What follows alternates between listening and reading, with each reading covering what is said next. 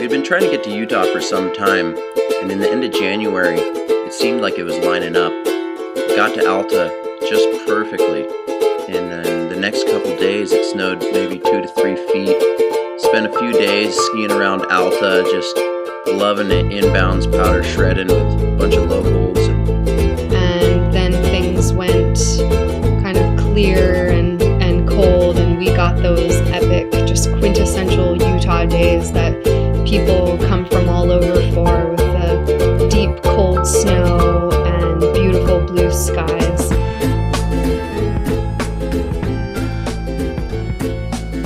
We ended up having a show at the Peruvian, which is a hotel near Alta, and people just came into that tiny house, and I don't know what it was, but the people that saw it and were able to come to the tiny house just really, it resonated with them. It's so remarkable.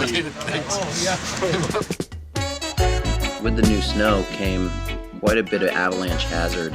So when we started poking around in the backcountry, it became apparent that we needed to check things out. Avalanche awareness kind of became the theme of our trip in Utah.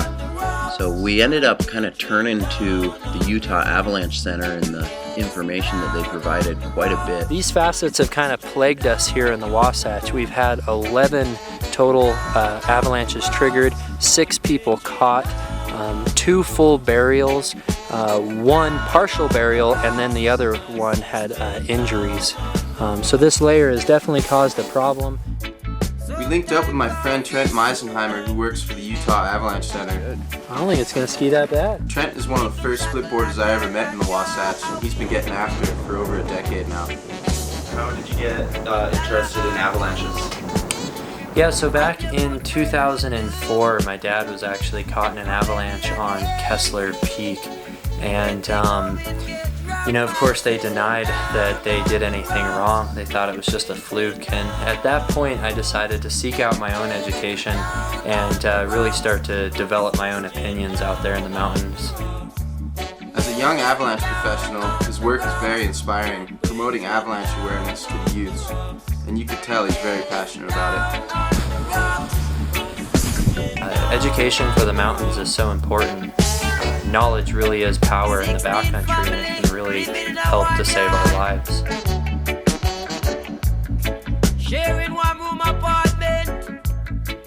We just went out with Trent and some mellow powder slopes and had a blast and watched him do his thing, and it was fantastic. It's really nice to know that you actually can go out there and have a great time and not necessarily have to get in on the biggest stuff.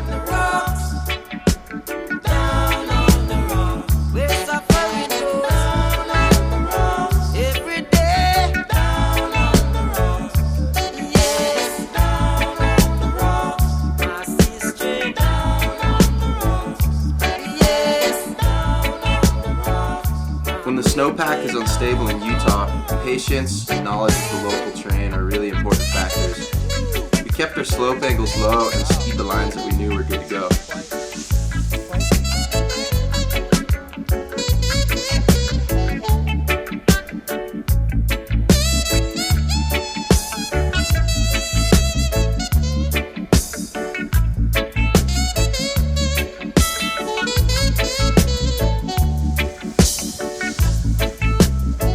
After a week of tiptoeing around the Wasatch, it was time for us to move on.